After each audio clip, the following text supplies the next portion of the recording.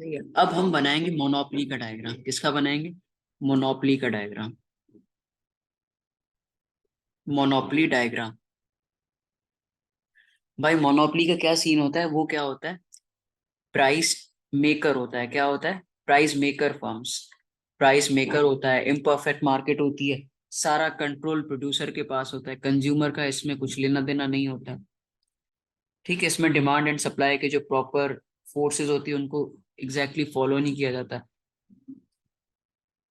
ठीक है, अब मोनोपोली का जो डिमांड कर्व होता है ना, वो मैं आपको दिखाता हूँ। अ, वो रिलेटिवली थोड़ा इनइलास्टिक होता है। इसको हम क्या बोलते हैं? एवरेज रेवेन्यू यानी डिमांड। एवरेज और मार्जिनल का आपको डिफरेंस पता होगा। मार्जिनल क्या होता है? An additional value, an additional value. और सही है, एवरेज का होता है, या एवरेज, एवरेज को कहते हैं एस्टिमेटेड, एस्टिमेटेड वैल्यू। जो आप टोटल से निकाल रहे होते हैं एस्टिमेटेड वैल्यू होता है। तो जो ज्यादा इमीडिएट इफेक्ट आएगा ना एडिशनल यूनिट के सेल होने से, एडिशनल यूनिट की कॉस्ट से, वो मार्जिनल पे आता है। एवरेज पे स्लोली आता है, पहला इफेक्ट जो हमेशा आता है वो मार्जिनल पे आता है। तो एवरेज रेवेन्यू, रेवेन्यू से थोड़ा पीछे आपका होता है मार्जिनल रेवेन्यू। सही है, इसको एमआर कहते हैं। ये मोनोपोली का डायग्राम है बेसिकली। ठीक है, अब ये डिमांड कर्व्स बन गए, उसके मार्जिनल रेवेन्यू कर्व्स बन गया। अब हम बनाते हैं इसका,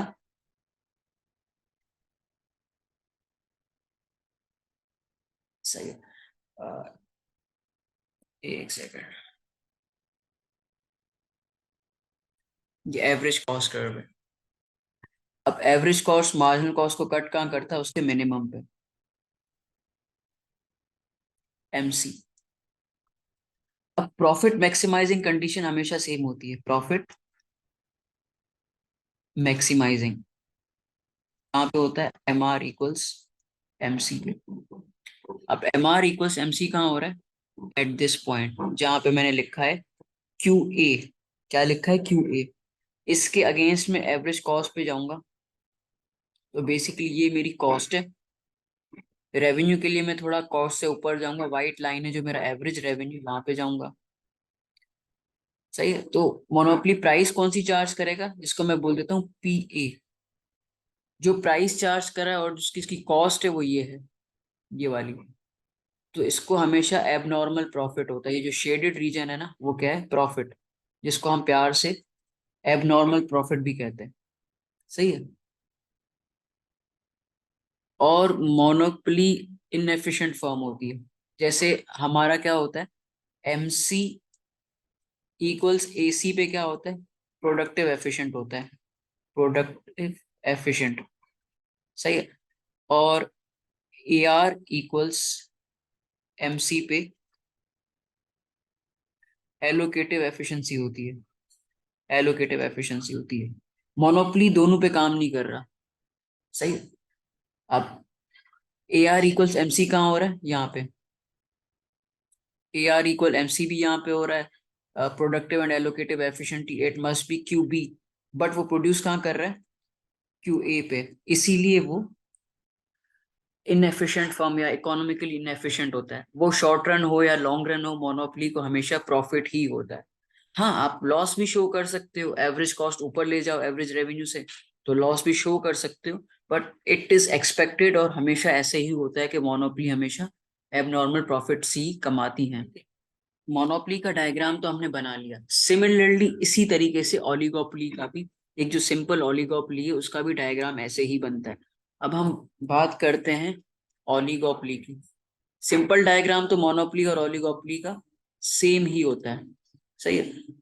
तो अब हम इसमें कॉलूसिव्स की बात करते हैं, या कार्टेल, या कॉलूसिव, कॉलूसिव ओलिगोपोली, उसका डायग्राम। तो उसमें क्या होता है? इंडस्ट्री होती है और फर्म होता है। इंडस्ट्री बेसिकली क्या होता है कि चार पांच फर्म मिलके एक कोटा बना देते हैं, जिसको हम कार्टेल भी कहते हैं। ऐसा ही है। और जो कार्टेल हमें प्राइस बताता है और जो हमें क्वांटिटी बताता है हम वही प्राइस चार्ज कर लेते हैं। कार्टेल बेसिकली प्राइस टेकर होता है, जो उसको इंडस्ट्री या कार्टेल बताता है, कार्टेल फर्म बताता है। ठीक है, और हमने ये भी पढ़ा है कि इंसेंटिव फॉर चीटिंग्स भी होते हैं कार्टेल।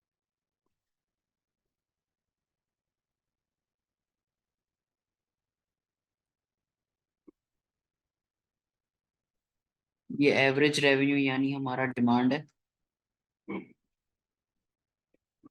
ये मार्जिनल रेवेन्यू है। सही है। अब ये मेरा है एवरेज कॉस्ट कर्व, और एवरेज कॉस्ट को मार्जिनल कॉस्ट करता है इसके मिनिमम पे। ये इंडस्ट्री का डायग्राम है। सही है। अब एमआर कट एमसी कहाँ हो रहा है? At this point. इसको मैं बोल देता हूँ क्यूसी, क्वांटिटी ऑफ कार्टेल, और इसके अगेंस्ट मेरी ये कॉस्ट है, और इसके अगेंस्ट ये मेरा रेवेन्यू है। सही है। अब एमआर कट एमसी जब हो गया ना, अब उसके अगेंस्ट ये प्राइस आ रही है P1, तो ये क्या प्राइस होती है? ये पूरी फर्म्स को यही प्राइस चार्ज करनी होती है। अब कार्टेल के लिए वैसे हो क्या गया, ये एवरेज रेवेन्यू भी यही है, मार्जिनल रेवेन्यू भी यही है, डिमांड भी यही है, और प्राइस भी यही है। अब इस प्राइस पे बेसिकली आपको एक कोटा भी मिल जाता है, हर फर्म को उसके साइज के हिसाब से कोटा मिल जाता है। कोटा मतलब क्या? एक लिमिटेड क्वांटिटी सेल की अथॉरिटी मिल जाती है। सही है। तो हमारा और कार्टेल में लोगों को फायदा होता है तभी तो ज्वाइन करते हैं, ऐसे थोड़ी ज्वाइन करते हैं। तो ये फर्म का डायग्राम कैसे होगा? ये एवरेज कॉस्ट है, ये मार्जिनल कॉस्ट है। सही है। और फर्म को कोटा मिल गया कि आपको ये वाली क्वांटिटी सेल करनी है, क्वांटिटी क्यू, यानी कोटा वाली क्वांटिटी। कोटा वाली क्वांटिटी पे क्या हो रहा है? ये मेरी कॉस्ट है, और ये मेरा रेवेन्यू, और ये प्रॉफिट है। सही है। कोटा में आपको आपकी साइज के हिसाब से जो कोटा मिलता है क्वांटिटी का, आपको वही सेल करना पड़ता है। अब आप बोलोगे सर यार इसमें तो ये तो एमआर कट एमसी पे तो सेल ही नहीं कर रहा। एमआर कट एमसी यहाँ पे हो रहा है, यहाँ पे होता है क्यू स्टार जो मैंने बोल दिया। हाँ, तुम्हारा क्वेश्चन बिल्कुल सही है, बट मसला पता है क्या? उसको इंडस्ट्री ने कोटा दे दिया, तो अब वो वही यूनिट सेल करेगा। और क्यू स्टार अभी भी वो देख सकता है कि कोटा की क्वांटिटी में से अगर क्यू स्टार माइनस कर दूं, तो अभी भी कुछ क्वांटिटी बच जाती है जो मैं सेल करके प्रॉफिट कमा सकता हूँ। तो यहाँ पे आ जाता है इंसेंटिव फॉर चीटिंग। क्या आ जाता है? Incentive for cheating. Incentive for cheating. तो इसी वजह से कार्टेल्स फेल होते हैं। Reason, reason for failure of cartel, failure of cartels. ठीक है, आई गेस इसमें तुम्हें कोई मसला नहीं होगा। अब हम ओलिगोपोली का दूसरा किंग डिमांड कर्व थ्योरी पढ़ते हैं। ठीक है, मतलब जो बेसिकली उसका डायग्राम है।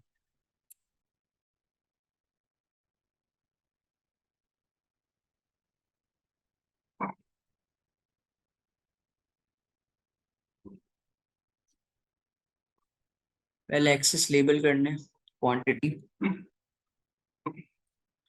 अब इसमें पहले पोर्शन जो होता है ना वो इलास्टिक डिमांड कर्व होता है, फिर उसके बाद इन इलास्टिक डिमांड कर्व आ जाता है। और जहाँ पे ये किंक होता है ना, बेसिकली वही प्राइस चार्ज की जाती है और वही क्वांटिटी सेल की जाती है। सही है। अब जाहिर है हमने पढ़ा है कि ए आर ग्रेटर होता है एम आर से, इनमें थोड़ा बहुत गैप होता है। ग्रेटर कह लो या लेस कह लो, लेस होता है, एवरेज रेवेन्यू से लेस होता है एम आर ग्रेटर। खैर वो कुछ हो तो ये हम जब न्यूमेरिकल एग्जांपल करेंगे तो हम समझ जाएंगे क्लियरली। बट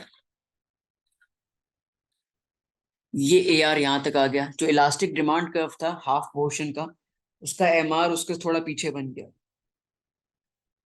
अब जो इनइलास्टिक डिमांड कर्व है ना, उसका एम आर कैसे बनाएंगे? उसका एम आर बेसिकली हम यहाँ से एक छोटी सी लाइन खींच देंगे और इसको एम आर बोल देंगे। तो ये क्या हो गया, ये जो पूरा हमारा बीच में डिसकंटिन्यूअस यूनिट आ रहा है ना, ये हमारा एम आर बन जाएगा। ये ए है और ये बी है, ये भी एम आर का पार्ट है। अब तुम बोलोगे सर आपने ये कैसे बना लिया। देखो, अगर मैं इनइलास्टिक डिमांड कर्व बनाऊं ना इस तरह का, और इसका एम आर बनाऊं ना, तो इसके पीछे कुछ यूं बनेगा।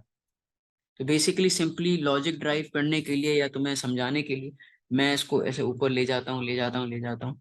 फिर जब इसका एम आर बनाऊंगा ना, तो ये इस तरीके से कुछ यूं बन जाएगा। इस लॉजिक से हमें बनाइए, इसकी अभी हम लॉजिक ड्राइव नहीं कर रहे कि ये इस तरह डिसकंटिन्यूअस रीजन क्यों आ गया, ये सब क्यों हो रहा है। वो तो हम अपनी क्लास में पढ़ चुके हैं। ये बेसिकली डायग्राम्स का रिवीजन है। आई गेस तुम्हें सारी चीजें रिवाइज हो गई होंगी। ठीक है। अब ये मेरा एवरेज कॉस्ट कर्व है, एवरेज कॉस्ट कर्व है। और जो M R marginal cost cut करेगा एम ए सी को मिनिमम पे। सही है। अब देखो M R cut M C कहाँ हो रहा है, M R cut M C यहाँ पे हो रहा है, जो येलो सर्कल बना है। मतलब ए से लेके जो बी का जो रीजन है ना, M R will always pass from this reason, इसी रीजन से पास करेगा, क्योंकि there is interdependence and price rigidity. आप प्राइस को इक्विलिब्रियम से या किंग से थोड़ा ऊपर नीचे करोगे, आपकी मार्केट या आपके कस्टमर्स हैं वो डिस्टर्ब हो जाएंगे, आपका लॉस ऑफ मार्केट शेयर हो जाएगा। ये होती है इंटरडिपेंडेंस बिटवीन फर्म। और जो प्राइस मार्केट में फिक्स होती है ना, वो रिजिड होती है। अगर आप प्राइस को आगे पीछे करोगे तो आप लॉस में चले जाओगे या लॉस ऑफ मार्केट शेयर में चले जाओगे। खैर, ये होता है king demand curve theory. King demand curve theory. सही है। चलो अभी मैं यहाँ पे एक दूसरा डायग्राम भी अटैच कर देता हूँ, फॉर कोई मैंने मिस्टेक वगैरह कर दी हो। सेम डायग्राम है बट वो मैंने ड्रॉ की है, ये बनाई है। ठीक। अब ओलिगोपोली का किंग डिमांड कर्व हो गया, कार्टेल वाला डायग्राम हो गया।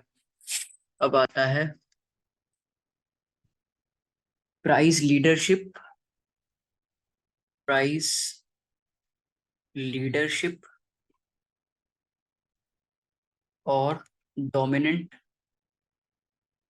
Dominant firm model, firm model.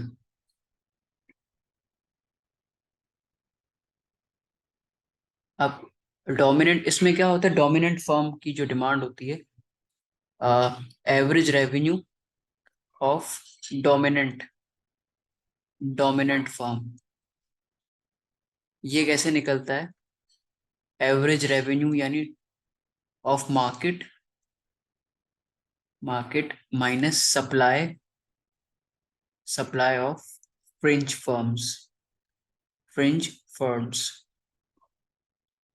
सही है। ठीक है। तो इसमें हम पहले एक्सेस बनाते हैं।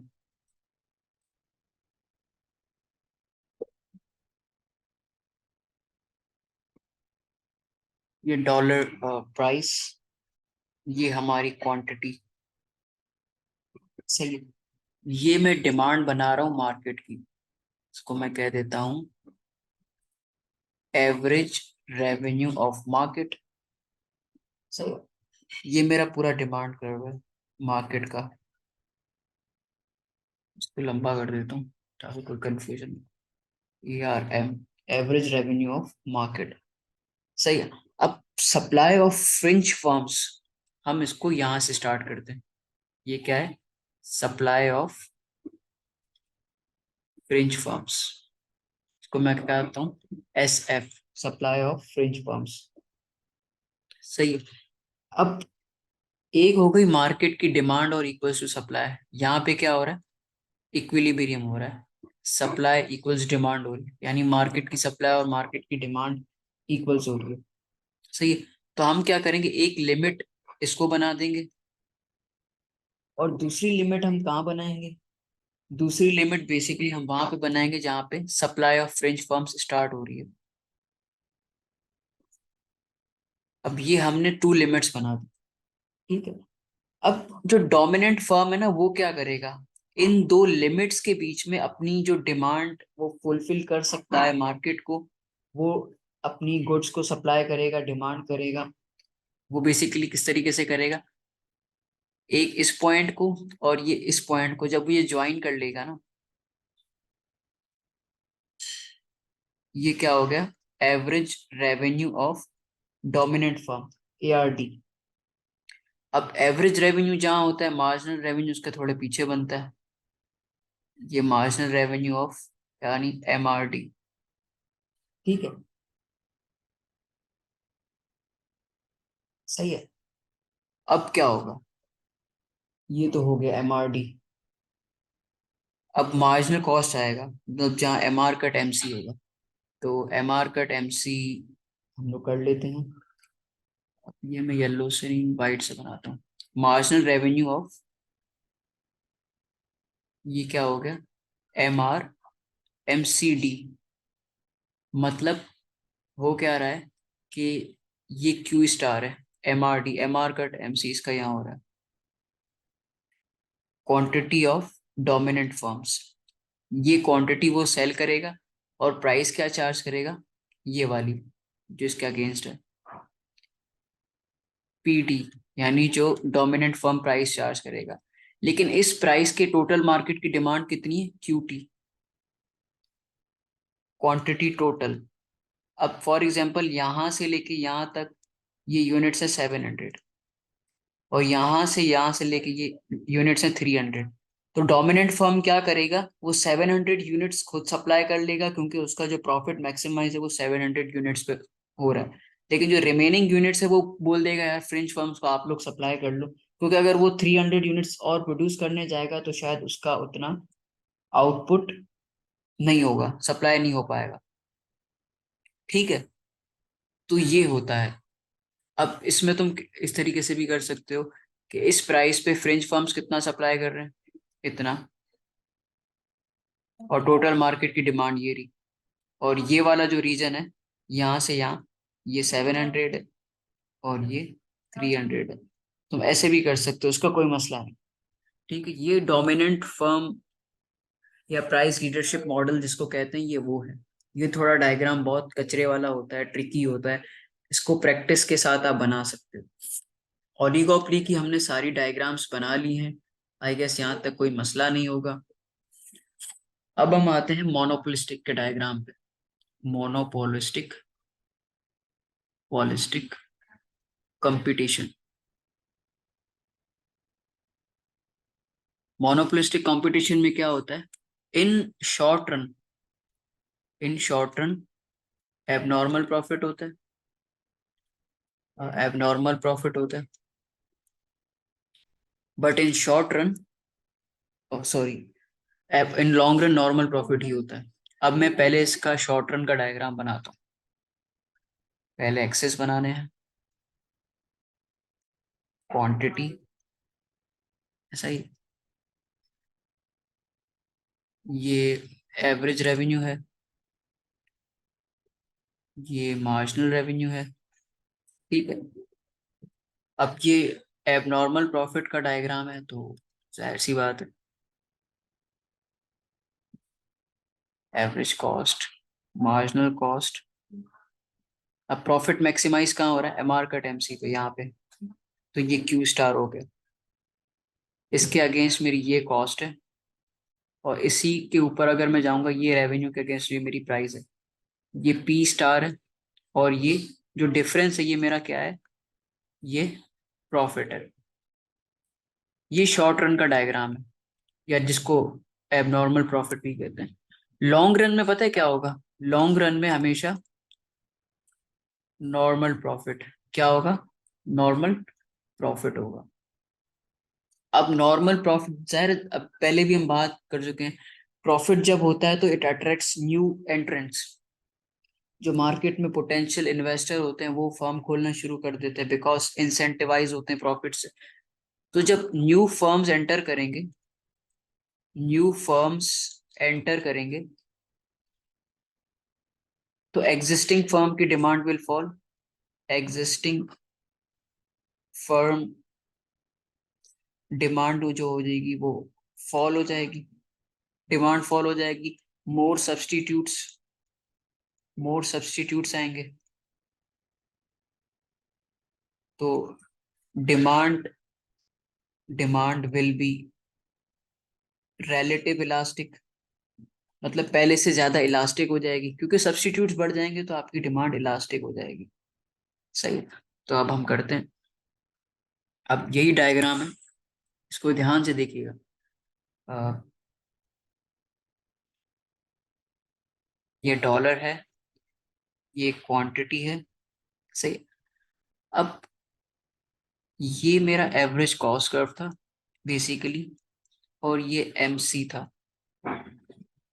ठीक है, ये कर्व्स को तो मैंने एज इट इज कॉपी कर लिया। अब मैंने क्या कहा था कि जो मेरी डिमांड है ना, पहले D1 थी, अब डिमांड कम होगी और रिलेटिवली इलास्टिक हो जाएगी, कम भी होगी और थोड़ा फ्लैटर हो जाएगी। अब पहले मेरी डिमांड यूं खड़ी थी, अब थोड़ी लेट जाएगी, तो अब मेरी डिमांड बेसिकली यहाँ पे कहीं इस तरीके से बन जाएगी। एक सेकंड। सही है, ये मेरा एवरेज रेवेन्यू है, और यहाँ पे ये नॉर्मल प्रॉफिट का सिग्नेचर दे रहा है, तो अब मेरा मार्जिनल रेवेन्यू भी यहाँ कहीं कट करेगा, ये मेरा मार्जिनल रेवेन्यू। सही। अब इसी, ये जो मेरा पॉइंट है क्यू स्टार है, जहाँ पे एमआर कट एमसी हो रहा है, एज यू कैन सी, ये यहाँ पे एमआर कट एमसी हो रहा है, यहाँ पे एमआर कट एमसी भी हो रहा है, और यहाँ पे मेरा रेवेन्यू भी है और कॉस्ट भी है। तो इन long run monopolistic competition will have normal profit, normal profit because supply increase हो जाएगी, तो एक मतलब क्रॉस इलास्टिसिटी ऑफ डिमांड का कॉन्सेप्ट लग जाता है कि सब्स्टिट्यूट्स बढ़ जाते हैं, दूसरे फॉर्म्स आते हैं, सब्स्टिट्यूट्स अवेलेबल होते हैं, तो इस तरीके से उसका नॉर्मल प्रॉफिट अचीव हो जाता है। आई गेस यहाँ तक किसी को कोई मसला नहीं होगा, एवरीथिंग इज क्लियर।